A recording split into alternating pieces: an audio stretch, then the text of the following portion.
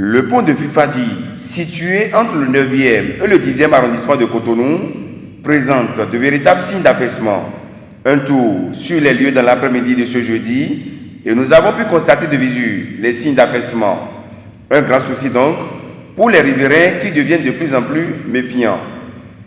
Dans les deux sens, la circulation est moins dense que d'habitude. Au niveau des jonctions, à cause de l'état que présente cette voie, les automobilistes et motocyclistes la traversent la peur au ventre. Depuis un certain moment, depuis que la pluie de cette année a commencé, ça n'était pas facile.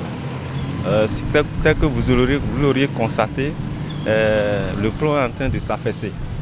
Il y a totalement un débordement là. Et plusieurs de nos riverains se plaignent de cette situation pour que les autorités administratives n'ont qu'à penser à ça. Ce n'est pas la faute de l'État, ce n'est pas la faute du président. Peut-être que c'est la faute de ceux qui sont entourés du président. Parce que s'il y a des mal, on dit président. Mais il ne faut pas accuser toujours le président du pays. Je sais pourquoi je dis ça. Ici, là où vous êtes actuellement, il y a quelques jours que la radio commence par dire qu'il y a un problème sur le pont de Fifadi. Il faut que les autorités pensent à ça.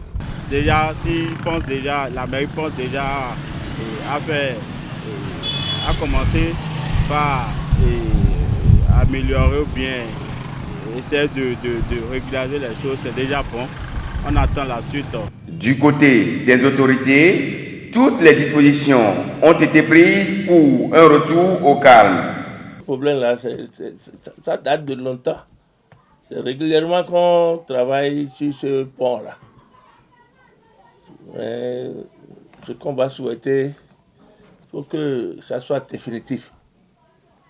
Il faut qu'à chaque 6 mois ou 1 an, on bloque le pont et on fait des réflexions. On ne souhaite plus ça. Mais les dispositions prises, on sait que le pont est entre 2 arrondissements. Il y a l'arrondissement du 10e et l'arrondissement du 9e qui est Fifadi. Donc, ici même, avant, s'il y a un petit problème sur le pont, c'est à mi-cercle dans le 10e que la déviation passe. Heureusement que cette année, il n'y a pas d'inondation. Les décisions sont prises pour qu'on va orienter les gens pour prendre ce tronçon-là. Le chef quartier du 10 arrondissement rassure et invite à la retenue. On est en train parce qu'on a appris le communiqué. On a appris ça, on est obligé de... Nous sommes des élus locaux, on est obligé de soutenir.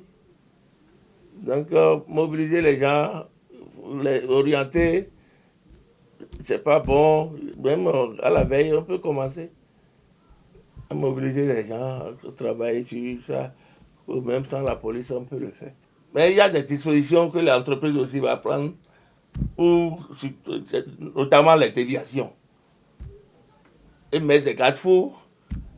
Même si on ne met pas nous, on va essayer de mettre quelqu'un là pour qu'il fasse ce travail-là.